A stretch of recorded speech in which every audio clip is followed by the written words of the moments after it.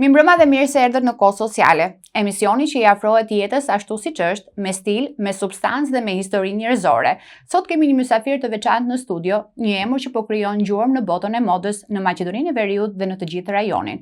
Bashkëpunime me emra të njohur të showbizit, i pranishëm në shumë evente të rëndësishme të modës, një sy që e sheh bukurinë aty ku të gjithë të tjerët e shohin thjesht një copës pluri. Mysafiri i sotëm është stilisti Neshat Loki. Mirëmbrëma dhe mirë se erdhe në Kohë Sociale. Mirëmbrëma, faleminderit shumë. Faleminderit pikëpari për ftesën. Neshat, le të filloj me diçka shumë personale. Çfarë është moda për ty? Moda për mu do kisha thënë është nëse kapim në bas modës, do ishte mirë që tregon moda personalitetin, karakterin e njeriut dhe që jep ose mbizotron gjithçka që ka njeriu.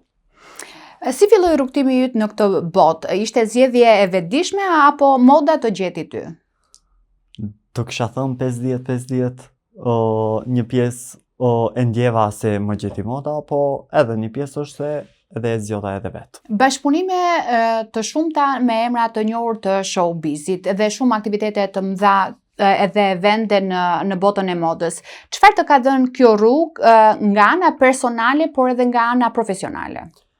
Nga ana personale do kisha thënë më ka dhënë një step pak më të lartë, normalisht se ka ndikim shumë të madh në pjesëmarrjen në prezencën e njerëzve, do me thonë ngritet emri, ngritet autoriteti, janë gjëra që ndoshta nuk ka nevojë dhe të tregon sa që shihen, po zakonisht është ajo pjesa kur ke punë ose bashkëpunime me very important person, pra me VIP persona, automatikisht ngritet autoriteti, por tek pjesa profesionale ndikon shumë shkaku që njerëzit intereson më shumë, shtohet puna, shtohen më shumë aktivitetet ne që duam t'i realizojmë, po njëjtën kohë edhe porosia që neve na përkasin tek atelje.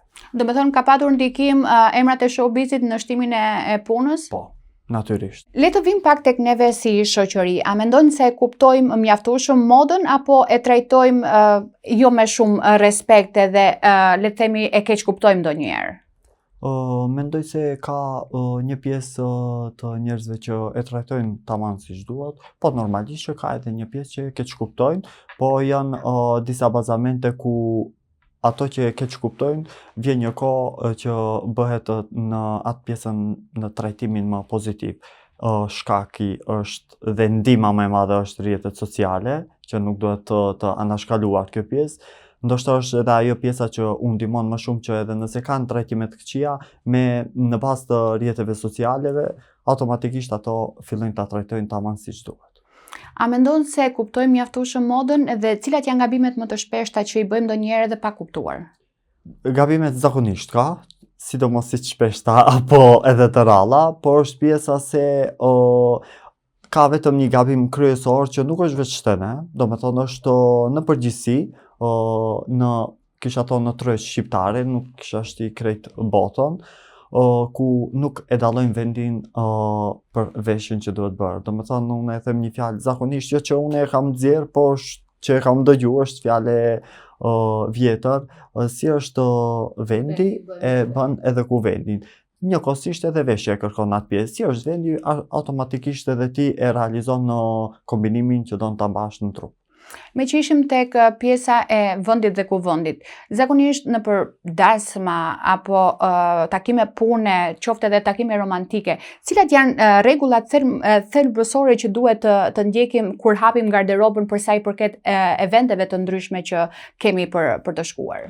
Do me thonë, automatikisht vetë fjala event të jep një pjesë ose të jep një motiv që ti do të dukesh sa më mirë.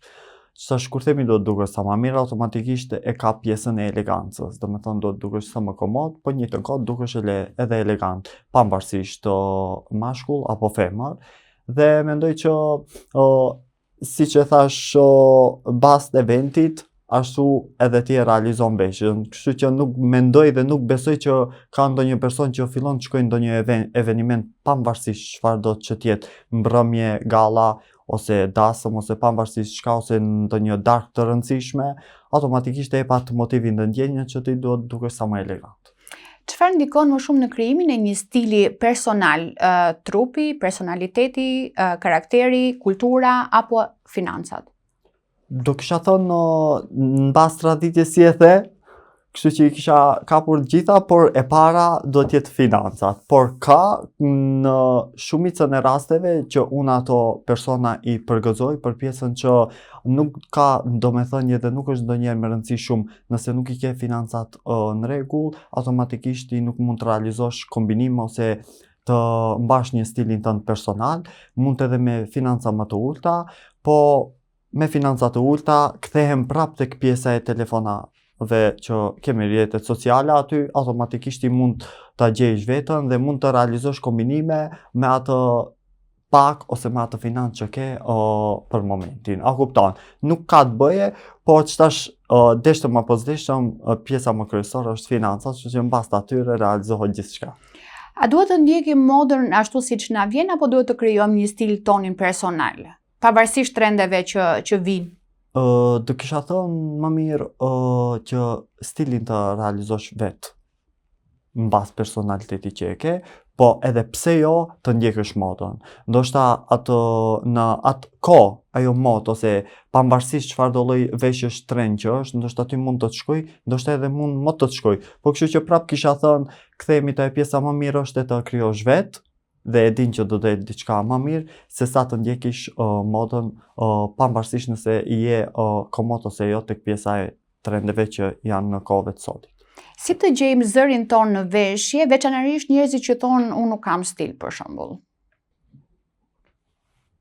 E kemi zërin këtu, kështu që se më vjen shumë shpesh ta ceki pjesën e telefonave, po s'kemi çka të bëjmë, jemi te kjo kohë e avancimit të rrjeteve sociale dhe të telefonave dhe automatikisht një përqindje shumë e madhe ndikohemi te kjo pjesa dhe automatikisht ndihmesa më e madhe mendoj se është aty. A mendon se mund të ketë stil edhe me një buxhet të kufizuar apo stili është privilegj? E thash edhe më herët, tek buxheti edhe tek ne patëm pak më parë për financat, po e njëjti koncept është, vetëm fjalia ndryshe, domethënë pas buxhetit ti e realizon stilin tënd. Po le të flasim nëse ka një buxhet më të vogël, a mund të krijosh një stil tëndin edhe me një buxhet të kufizuar, le të themi? Po, pa problem. Mund të krijosh. Po, domethënë nuk mund të krijosh në atë buxhetin më të lartë, po në atë buxhet që e ke, pavarësisht se sa i vogël mund të jetë, unë mendoj se mund të realizohet diçka ndoshta edhe pak më mirë se sa në ato buxhetet që mund të jenë shumë mëdha, ku ti pretendon se me atë buxhet shumë mat e din që do realizosh diçka wow, a kur të kthehesh në realitet, ai me buxhet më të vogël ndoshta ka bërë diçka më të mençur. Le të flasim për këtë vit konkretisht, cilat janë trendet e fundit të 2026-s? Ka trende që rikthehen, ripërsëriten, ka trende që nuk ripërsëriten, dalin diçka më e re, po që ripërsëritet dhe tash kohëve të fundit që përdoret më shumë për materialet, domethënë materialet me print për momentin janë shumë in dhe frekuentohen shumë, pavarësisht në jetë përditshme ose në evente të ndryshme.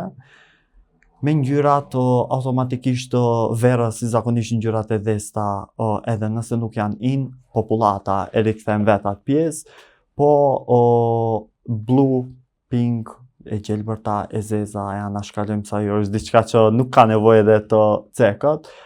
Do kisha thënë që janë ngjyra që frekuentohen më shpesh në pjesën e sezonit verore dhe për materialet me print ka edhe materialet të mendafshit,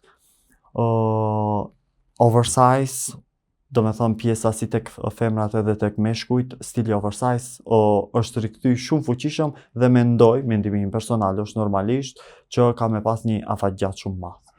Me që ishim tek ngjyrat, cili është kombinimi që mund të bëjmë pa u gabuar? Që mos të dalim shumë qesharak kombinimi i ngjyrave? Kur e ke kohën e ngushtë, e zeza është të shpëton punë, po ashtu edhe e bardha. Po ka edhe ngjyra të errta, si zakonisht nuk është që bësh diferenca ose gabime të mëdha tek veshja, por zeza e bardha dihet që janë ato do kisha thënë bazamentet kryesore të ngjyrave që mund të caktohen tek veshje që e din se nuk është një gabim shumë i madh për kombinimin që do e bësh. Çfarë duhet të largojmë nga garderoba dhe çfarë duhet të kemi me patjetër këtë sezon? Unë mendoj që nuk ka nevojë të largohet asgjë nga garderoba. Pse? Se besoj e shohin edhe gjithë se gjithçka rikthehet. Do me thonë, e thash edhe më herët ku rikthehen veshjet më të vjetra, rikthehet xhinsi, ku xhinsi asnjëherë nuk del jashtë sezonës, pavarësisht ose verore ose në stile tjera. Po do kisha thënë mund të mbahen gjitha ku ti mund të realizosh kombinime ku mund ta gjesh edhe stilin tënd tek ajo veshja, pavarësisht se e ke frekuentuar më herët, po mendoj që mund të realizohen edhe gjëra pak më interesante. Minimalizim apo egzagerim dhe cili është ai ekuilibri më i bukur? Do kisha thënë minimalizim.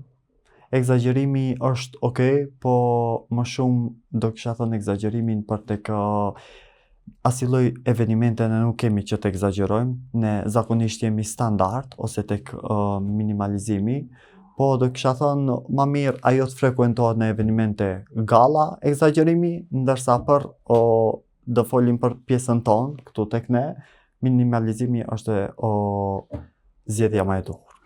Moda shpesh kritikohet si një gjë sipërfaqësore dhe e kot. Ti si i përgjigjesh kësaj?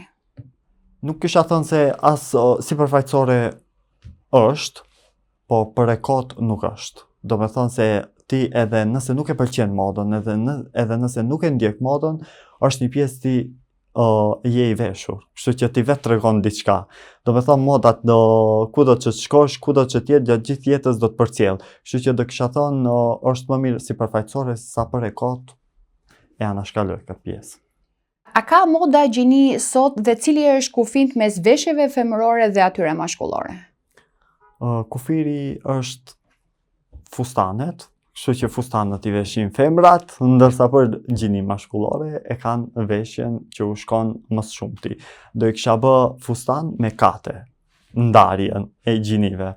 Po normalisht ka tash që kanë dalë disa lloje të veshjeve oversize, po që aty desha dalë. Ka disa lloje veshjeve që normalisht mund të kombinohen edhe mes dy gjinive. Ti shfrytëzojnë, por sipërfaqësisht fustan dhe kate. Detajisht, nëse i hym, ka lloj të oversize që është bërë diçka që e frekuentojnë dy gjinit.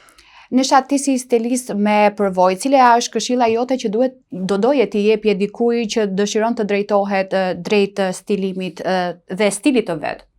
Këshilla ime nuk e them si këshill, saqë e kisha thënë se vetë si e kam fokusu tek mendja ime, do me thonë është atë që don, punoje dhe mësoje dhe shiko vetëm drejt. Anash i hek. Vazhdojsh vetëm drejt, punojsh për ato që dëshiron dhe mendoj që pas çdo sakrifice arrin suksesi dhe mendoj që do jetë zgjidhja më e duhur për secilin. Unë të falenderoj shumë për këtë intervistë dhe për gjitha këshillat që na dhat. Faleminderit edhe për juve dhe shpresoj të shihemi sërish. Moda, siç e mësuam sot, nuk është luksi të zgjedhurve, është gjua që e flasin të gjithë, dëshirojnë ose jo. Çështja është ta flasim mirë. Kujdesuni për veten, vishuni me vetdije dhe mbani mend, stili më i mirë është ai që ju bën të ndjeni ju vetë. Natën e mirë.